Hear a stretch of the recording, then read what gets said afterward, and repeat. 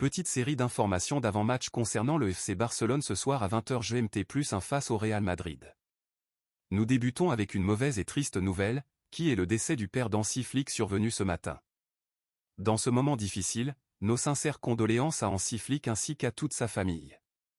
Ensuite, le bus du Barça est déjà prêt pour célébrer un potentiel sacre en Liga, preuve de l'importance de ce classico pour le club catalan. À noter également qu'il n'y a eu aucun match nul lors des 23 derniers classicos. Le dernier partage de points entre le Barça et le Real Madrid remonte à décembre 2019 sur un score de 0-0. Du côté du Real Madrid, Kylian Mbappé est absent du groupe pour ce classico, une absence majeure pour les Madrilènes. De son côté, Jordi Alba sera présent aujourd'hui au Spotify Camp Nou pour assister à cette grande affiche. Par ailleurs, le FC Barcelone envisagerait d'inclure Ferran Torres dans une opération pour recruter Julián Álvarez.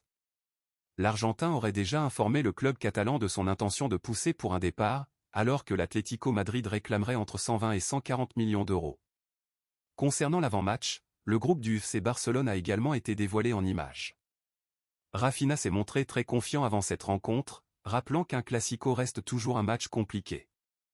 Selon lui, le Real Madrid jouera tout pour rester en vie dans la course à la Liga, ce qui oblige le Barça à rester concentré afin de s'imposer devant ses supporters et, idéalement, célébrer le titre. Le Brésilien a également affirmé être en très bonne forme, tout en estimant qu'il peut encore progresser pour retrouver sa meilleure version. Il a aussi confié se sentir à l'aise sur le côté droit, tout en précisant qu'il ne faut pas attendre de lui ce que réalise Lamine Yamal, qu'il considère déjà comme une star. Enfin, interrogé sur ses meilleurs souvenirs du Classico, Rafinha a cité la victoire 4-0 de la saison dernière, ainsi que le sacre en Supercoupe. Il a également rassuré les supporters sur son avenir en déclarant se voir au Barça pendant encore de nombreuses années, lui qui est sous contrat jusqu'en 2028 et ouvert à une prolongation si le club souhaite discuter.